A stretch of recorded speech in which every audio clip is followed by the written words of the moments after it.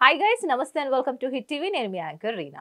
Right, present మనం ఆంధ్ర రాజకీయాల గురించి మాట్లాడుకుంటున్నాం. సో ప్రచారాలతో హోరెత్తిస్తున్నారు అన్ని పార్టీలు కూడా. సో మరి దీని గురించి మరింత విశ్లేషించుకోవడానికి మనతో పాటు తమ్మారెడ్డి భరద్వాజ సార్ ఉన్నారు. మాట్లాడిద్దాం. హాయ్ సార్, నమస్తే. రైట్, ఎలా ఉన్నారని అడగాల్సిన పనే లేదు, ఎందుకంటే యు ఆర్ ఆల్వేస్ హెల్దీగా రాక్ చేస్తూ ఉంటారు. రైట్ సార్, మరి ప్రచారాలు అయితే బాగా చేస్తున్నారు. ఈ ప్రచారాల్లో పథకాలు తప్ప ఆంధ్ర రాష్ట్రానికి మేము ఇది చేస్తాం అది చేస్తామని ఇప్పుడు కూడా ఎవ్వరూ అనట్లేదు. ఇప్పుడు పోలవరం చూసుకోండి, మనం మాట్లాడుకున్నట్టు అక్కడికే ఆగిపోయింది. ఇంకా మొన్న పవన్ కళ్యాణ్ గారు ఏమన్నారంటే ఇంతమంది మహిళలు మిస్ అయిపోయారు, సో మహిళల గురించి భద్రత విషయంలో కానివ్వండి, ఏది కూడా ఎవరు కూడా ప్రచారాల్లో మాట్లాడట్లేదు. ఏమంటారు మరి, జనాలు నమ్ముతారా ఇట్లాంటి ప్రచారాలు? ఎందుకు ఇట్లా చేస్తున్నారు వీళ్ళు? రే, జనం ఆల్రెడీ ఫిక్స్ అయిపోయినారు, ఎవరికో ఒకళ్ళు ఓటేస్తాను. ఓన్లీ పథకాల గురించి ఆలోచిస్తారంటారు వాళ్ళు కూడా. ఏది ఆలోచించట్లేదు వాళ్ళు ఇక్కడ. నేను ఇంతకుముందు చాలాసార్లు చెప్పాను కదా, రాజరిక పోకడలు అని చెప్పాను కదా. సో మనకి ఈ రాజు గారు కావాలా ఆ రాజు గారు కావాలని ఆలోచిస్తున్నారు. సో వాళ్ళు ఎట్లా ఓటేస్తారు మనం పథకాలు ఇచ్చినప్పుడు? For example, first 5 years Chandrababu Naidu గారు వచ్చారు, ఆయన పోలవరం కంప్లీట్ చేశారా? ఇంకేమన్నా చేశారా? చేసుంటే 23 సీట్లకు ఎందుకు తీసుకొస్తారు? మనం అక్కడ కాదు కాబట్టి మనకు తెలీదు. అంటే నేను చేయలేదంటే ఇప్పుడు తెలుగుదేశం వాళ్ళు నన్ను ట్రోల్ చేస్తారు, చంద్రబాబు నాయుడు గారు దేవుడు, ఆయన నువ్వు అంటావు అంటారు. నేను అదేమంటలా. చంద్రబాబు నాయుడు గారు చేసుంటే 23 సీట్లు వేయరు కదా, ఓట్లు వేయకుండా ఉండరు కదా. సో ఆయన చేయలేదు. ఇప్పుడు ఈయన వచ్చారు, ఈయన వచ్చినాక అప్పుడు స్టేట్ ఏముంది, ఇప్పుడు కూడా స్టేట్ అట్లాగే ఉంది. ఏమన్నంటే కొంచెం రోడ్లు గుంతలు పడ్డాయని చెప్తున్నారు కొత్తగా, మిగతాది ఏం పెద్ద జరిగినట్టేం లేదు. సో మీరు చెప్తున్నట్టు రాయితీలు అదేమంటారు అన్నీ అవి అందుబాటులోకి వస్తున్నాయి. పథకాలు అందరికీ వెళ్ళిపోతున్నాయి, బటన్ నొక్కితే వెళ్ళిపోతున్నాయి, ఇళ్ళకి వెళ్తున్నాయి, హ్యాపీగా ఉన్నారు వాళ్ళు. సో చాలు, ఇప్పుడు ఎవరికి వస్తారో చూడాలి. ఈ పథకాలకు ఓటేస్తారా, లేకపోతే అంతకుముందు ఉన్న చంద్రబాబు నాయుడు గారికి ఓటేస్తారా, లేదా మధ్యలో వచ్చిన పవన్ కళ్యాణ్ గారి మాట వింటారా, లేదా నిన్న వచ్చిన మోడీ గారి మాట వింటారా? ఏమీ ఇవ్వని మోడీ గారి మాట. ఒకసారి నేనున్నాను ప్రశ్నిస్తాను అని చెప్పి ప్రశ్నించకుండా కూర్చున్న పవన్ కళ్యాణ్ గారి మాట. నేనే ప్రగతి అని 5 ఏళ్ళు ఉండి ఆయన ప్రగతి ఏమి సాధించని చంద్రబాబు నాయుడు గారు, నేను వచ్చేసి మొత్తం మార్చేస్తాను, నాకు 25 సీట్లు ఇస్తే మొత్తం ఇది తెస్తా అది తెస్తా అని చెప్పిన జగన్మోహన్ రెడ్డి గారు ఏది తేకుండా ఈ నలుగురు ఇట్లా ఉంటే, మధ్యలో షర్మిలక్కయ్య వచ్చింది. ఆవిడేమంటారు, ఆవిడేదో చేస్తున్నారు షర్మిల గారు. సో వారు ఏమంటారు, ఈ షర్మిల గారిని అసలు పెద్ద పట్టించుకునేది కదా. నిన్న మోడీ గారు షర్మిల గారిని గురించి ఎక్కువ మాట్లాడారు కాబట్టి షర్మిల గారికి అన్న ఓట్లు వస్తాయని మోడీ గారు చెప్పారంటే పెద్ద విషయం అయ్యి ఉండాలి కదా. ప్రమోషన్ చేశారో లేదంటే ఆయన చెప్పారంటే నిన్న 1 or 2 సీట్లు వస్తాయని అన్న ఉందేమో, చెప్పారంటే వాళ్ళ. సో వీళ్ళు ఎవరు ఏం చేస్తారు? మీరు అడిగినట్టు ఇంతకీ ప్రశ్న ఏంటంటే, మీరు రాష్ట్రాన్ని గురించి ఇప్పుడు నేను చెప్పిన దాంట్లో మీకు అర్థమై ఉంటుంది. రాష్ట్రాన్ని గురించి వీళ్ళు ఎవరు పట్టించుకోకపోయినా ఓట్లు వేస్తున్నారు. పర్సనల్గా బూతులు తిట్టుకుంటానికి, అసెంబ్లీలో కూడా బూతులు తిట్టుకుంటానికి, యూట్యూబ్లో బూతులు తిట్టుకుంటానికి తప్ప అవి చూసి ఓట్లు వేసే పరిస్థితులు ఉన్నారు. కానీ ప్రజలు వీళ్ళు అర్హులా అనర్హులా, వీళ్ళు పనికొస్తారా, సమాజానికి పనికొస్తారా, సమాజానికి ఏమైనా చేస్తారా చేయరా అని ఆలోచించట్లేదు. అంటే వెంటనే వీళ్ళంతా ట్రోల్ చేస్తారు, నువ్వు చెయ్యమని మేము చెప్పామా, నువ్వు ఏదో దేశద్రోహివి అని చెప్తారు. సరే మనం ఏమన్నా కానీ మనకు అర్థమైంది చెప్పాలి కదా. అందులో మీరు అడిగినప్పుడు నేను చెప్పాలి కాబట్టి చెప్పాను. అమ్మా సార్, అసలు పంచలు వేరే లెవెల్లో ఉంటాయి సార్, సైలెంట్. అండ్ ఇక్కడ తెలంగాణ రాజకీయాల విషయానికి వస్తే కొద్దిగా కాంగ్రెస్ పార్టీలోకి వెళ్ళే సీనియర్ నాయకులను చూస్తున్నాం. గేట్లో ఎప్పుడైతే రేవంత్ గారు ఓపెన్ చేసినారో, సో ఇక్కడ అనర్హత వేటు అనేది ఒక క్వశ్చన్ సార్. అనర్హత వేటు ఉన్నా కూడా ఇట్లా పార్టీలు మారవచ్చా? అసలు అనర్హత వేటు అంటే ఏంటి? అంటే ఏంటంటే, పార్టీలు మారినప్పుడు వాళ్ళకి ఓటేసిన వాళ్ళకి ఉండకూడదు, ఆ పార్టీ నుంచి వాళ్ళు డిబార్ చేసేస్తే ఎమ్మెల్యే సీటు కూడా పోవాలి ధర్మంగా. అయితే ఏంటంటే దానికి రకరకాల సిస్టమ్స్ ఉన్నాయి. ఏదో 2/3 పైన వెళ్ళిపోతే పార్టీ అంతా షిఫ్ట్ అయిపోతే జారొచ్చు అనేది ఏదో ఉంది.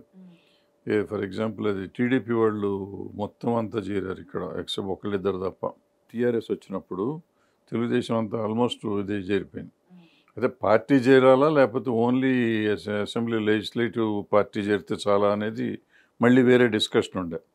సో ఇవన్నీ లీగల్ ఇంప్లికేషన్స్, క్లారిఫికేషన్స్ అయితే లేవు. ప్రతిదానికి మనం డబుల్ మీనింగ్ డైలాగుల్లాగా 2 రకాలు తీసుకోవచ్చు, ఇట్లా తీసుకోవచ్చు అట్లా తీసుకోవచ్చు. సో ఏదేంటి అనేది లేదు. ఇకపోతే అనర్హత వేటు. ఇప్పుడు అనర్హత వేటు అనేది స్పీకర్ దగ్గరికి వెళ్తుంది. స్పీకరు రూలింగ్ పార్టీ ఆయన ఉంటారు. ఇప్పుడు ఆయన ఏం చేస్తాడు, మన పార్టీలోకి వచ్చిన వాళ్ళ మీద అనర్హత వేటు వేయకూడదు, ఇక్కడి నుంచి బయటికి వెళ్తే అనర్హత వేయచ్చు. సో ఇవన్నీ ఇప్పటి వరకు జరిగిన ఎలక్షన్లో ఎప్పుడైనా కానీ ఈ అనర్హత వేటు అనేది ఇలా మొన్న ఇప్పుడు నేను అనుకోవటం మహారాష్ట్ర ఎలక్షన్లోనో లేకపోతే ఎక్కడో చోట మాత్రం వేశారు. బట్ అది వర్కౌట్ అవ్వలేదు. అంటే ఆ పార్టీ వాళ్ళు ఉన్నారు కాబట్టి ఈ పార్టీకి ఆ పార్టీకి చేసుకుని ఏదో చేశారు.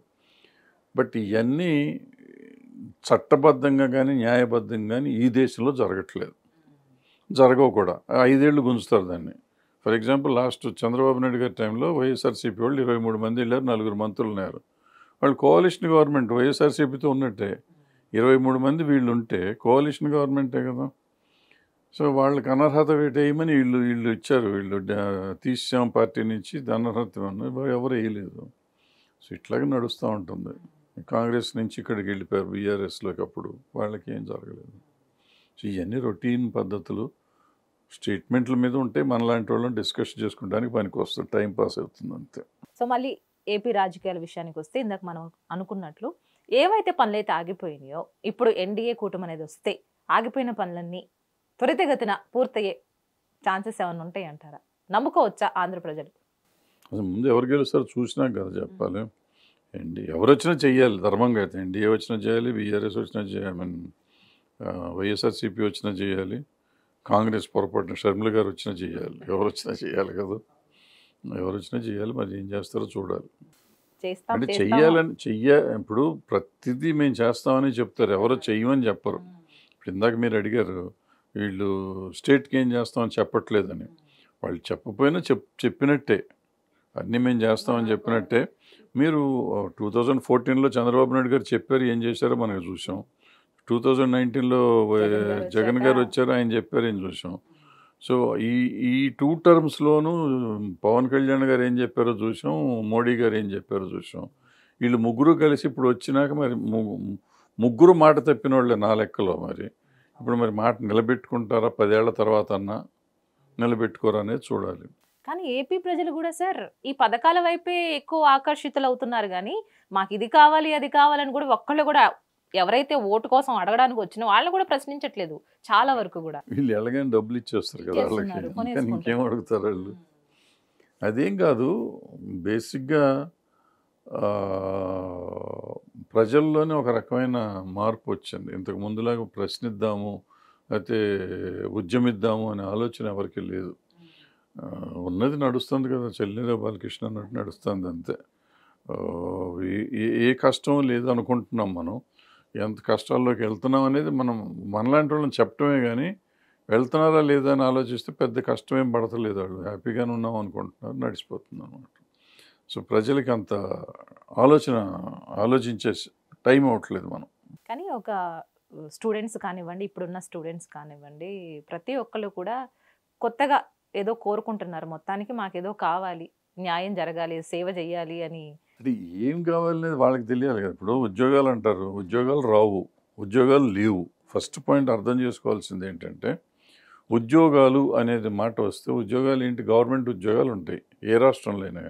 గవర్నమెంట్ ఉద్యోగాలు ఎంత 1% 0.5% ఉంటాయి మొత్తం మీద ప్రజలు లెక్కిస్తే. ఆ 1% ఉద్యోగాలు ఆల్రెడీ ఉన్నోళ్ళు రిటైర్ అయితే ఖాళీలు వస్తాయి. సో ఎన్ని వస్తాయి ఉద్యోగాలు? ఊరికే ఉద్యోగాలు రాలేదు అంటాం కానీ ఉద్యోగాలు రావు. ఉద్యోగాలు వేరే మనం సృష్టించుకోవాలి. మనం ఫర్ ఎగ్జాంపుల్ మనం చెప్తాం, ఇవాళ 150 టీవీ ఛానళ్ళు ఉన్నాయి మార్కెట్లో. దగ్గర 700-800 యూట్యూబ్ ఛానళ్ళు ఉన్నాయి. ఇవన్నీ ఉద్యోగాలు సృష్టించుకున్న మన ఎవరం గవర్నమెంట్ ఎంప్లాయీస్ కాదు కదా. బట్ మనం అందరం we are earning something through something else. So ఇట్లా ఇప్పుడు ఎంటర్టైన్మెంట్ ఈవెంట్ మేనేజర్స్ ఉన్నారు, వాళ్ళు కొన్ని 100 యూనిట్లు ఉన్నాయి. వాళ్ళు రోజు ఎంటర్టైన్మెంట్ ఎక్కడో నడుస్తుంది, వాళ్ళందరూ ఫీడ్ అవుతున్నారు. సో ఇట్లా రకరకాల ఎవెన్యూస్ వచ్చినాయి, ఎంప్లాయ్మెంట్ ఎవెన్యూస్. ఆ ఎవెన్యూస్ ఇప్పుడు మీరు అడిగినట్టు అన్ఎంప్లాయిడ్ యూత్ అంటున్నారు. అన్ఎంప్లాయిడ్గా అనేది ఎవరన్నా అన్ఎంప్లాయిడ్ దీంట్లోకి చేస్తానున్నారు కదా. కేవలం గవర్నమెంట్ ఉద్యోగం కావాలనుకున్న వాళ్ళ వరకే అన్ఎంప్లాయిడ్ యూత్ కింద వస్తారు, మిగిలిన వాళ్ళు కాదు. మనం రిజిస్టర్డ్ ఎంప్లాయిడ్ కాదు కాబట్టి మనం కూడా అన్ఎంప్లాయిడ్ కింద లెక్కేసుకుంటున్నాం. అపోజిషన్ వాళ్ళు true. మాట్లాడేటప్పుడు మనందరినీ అన్ఎంప్లాయిడ్ కింద వేసుకుంటున్నారు. మనందరం కాదు, majority are employed somewhere other. Road మీద బండి మీద ఇడ్లీలు అమ్ముతున్నారు, వాళ్ళు ఎంప్లాయిడ్. మంచి బిజినెస్ అవుతుంది సార్ పల్లీలు వాళ్ళకి. అమ్ముతున్నాడు, ఆయన ఎంప్లాయిడ్. సో ఈ ఎంప్లాయ్మెంట్ అంటే అది అది మీరు దాన్ని గౌరవిస్తారా? గౌరవించక ఏం చేస్తాం?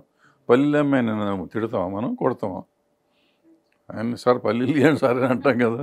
చాలా గొప్ప మ్యాటర్ అది. ఎందుకంటే ఒకళ్ళు ఏదో గవర్నమెంట్ మనకి జాబ్స్ ఇవ్వాలి అని వెయిట్ చేసే కంటే మనమే సొంతంగా ఏదో ఒకటి చేసుకునే ప్రయత్నం చేయాలని మీరు చెప్తున్నారు. చేసుకోవాలి, చేసుకుంటున్నాం, చేసుకోవాలి కాదు. Majority of us are trying. ఇప్పుడు మీరు చదువుకుని బయటకు వచ్చారు, వచ్చినాక మీరు గవర్నమెంట్ జాబ్ కోసం కూర్చోకుండా పని చేస్తున్నారు కదా, అంతే. సో అలాగే మనం మాట్లాడుకున్నట్లయితే ఎక్కువగా ఆంధ్ర రాష్ట్ర ప్రజలు పథకాలకు అలవాటు పడిపోయారు సార్. ఇది ఖచ్చితంగా మనం మాట్లాడుకోవాల్సిన విషయం. సో జగన్ గారు ఏమన్నారు, ఇంట్లో ఉన్న ఒక ఆడపిల్లకి 15,000 ఇస్తానన్నారు. ఇప్పుడు చంద్రబాబు గారు ఏమంటున్నారు, ప్రతి ఆడపిల్లకి 15,000 ఇస్తున్నాను. అలాగే షర్మిల గారు కూడా ఒక పేద కుటుంబంలో ఉన్న ఒక ఆడపిల్లకి సంవత్సరానికి 1,00,000 రూపాయలు అయితే నేను వేస్తా అంటున్నారు. సో జనాలకి ఈ పథకాలు డబ్బులే సరిపోతాయి అంటారా? అంటే ఈ పథకాలు ఇచ్చేవాళ్ళు ఎవరు? వాళ్ళ ఇంట్లో డబ్బులు ఇవ్వరు కదా, మన డబ్బులే కదా మనకి, ప్రజల డబ్బులే ఇస్తారు వీళ్ళు, ఫస్ట్ పాయింట్. సో వీళ్ళు ఏదో సొంత డబ్బు త్యాగం చేసినట్టు మీటింగులు చెప్తున్నారు అనేది ముందు చూస్తూ వినటానికి ఇరిటేటింగ్గా ఉంటుంది ఫస్ట్. సెకండ్ పాయింట్ వచ్చేటప్పటికి 15,000తో నిజంగా 15,000 ఇస్తే ఎవరు ఏం పనులు చేయక్కర్లేదు. ఇయర్లీ 15,000, నెలకు 15,000 ఇచ్చేది. ఇయర్కి 15,000 ఇస్తే ఏం పనికి వస్తుంది అంటే నెలకు 1,000 రూపాయలు వస్తుంది. 1,000 రూపాయలతో ఏం బతుకుతారు వాళ్ళు? సో ఇస్తున్నారు అనేది ఇప్పుడు 15 నెంబర్ కనపడుతుంది. ఈ మధ్య అన్ని మనకి ఇప్పుడు ఈ సాఫ్ట్వేర్ బిజినెస్ వచ్చిన తర్వాత ప్యాకేజ్ అని చెప్పి 15 లక్షలు, 50 లక్షలు, 30 లక్షలు అట్లా మాట్లాడుతున్నారు. సో మనకేంటి అర్థం కావట్లేదు. సో నెలకు అనుకుంటున్నాం ఇంత ఇస్తున్నారు అని కంగారు పడిపోతున్నాం మనం. ఆ సినిమాల్లో గ్రాస్ చెప్తారు 200 కోట్లు 300 కోట్లు అంటారు, షేర్ వచ్చేటప్పటికి 50% కూడా ఉండదు.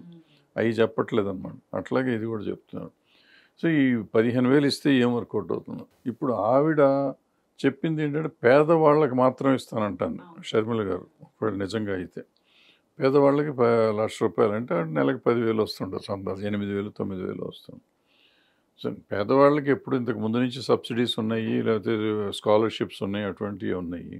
సరిగ్గా ప్రాపర్గా చేస్తే ఇవన్నీ ప్రతిదీ కావాల్సిందే, చేయాల్సిందే. కానీ ఎందుకు చేయాలి, ఎవరు అర్హులు ఎవరు అనర్హులు అనేది లేదు ఒకటి. రెండోదేమో ఇప్పుడు జగన్ గారు వచ్చిన తర్వాత నిజంగా దేశంలో ఎక్కడా లేనిది డైరెక్ట్గా వెళ్తుంది. అది తప్పో ఒప్పో కాదు. ఇంతకుముందు ఏంటంటే 15,000 ఇస్తే 5,000 4,000 లంచం తీసుకుంటే కానీ వచ్చేది కాదు బయటికి. ఇవాళ వీళ్ళెవరికి సంబంధం లేకుండా డైరెక్ట్గా వెళ్తాను. సో రేపటి నుంచి వీళ్ళు కూడా డైరెక్ట్గా ఇస్తారా ఇవ్వరా, మధ్యలో మళ్ళీ యాజ్ ఇట్ ఈజ్ పాత టైప్ వస్తుందా, కొత్త బటన్ టైప్ ఉంటుందా, బటన్ టైప్ ఉండదా, ఇవి కూడా తేల్చాలి ఇది. సో ఏదైనా కానీ ఇది మంచి ఇది కాదు, సిస్టమ్ అయితే మంచిది కాదు.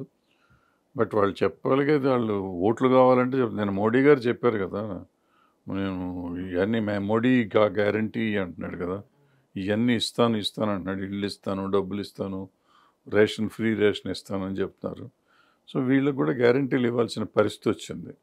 మీరు చెప్పినట్టు పథకాలు అలవాటైపోయినాయి, ఉచిత పథకాలకు అలవాటైపోయినాక దానికోసం వెయిట్ చేస్తూ ఉంటారు జనం.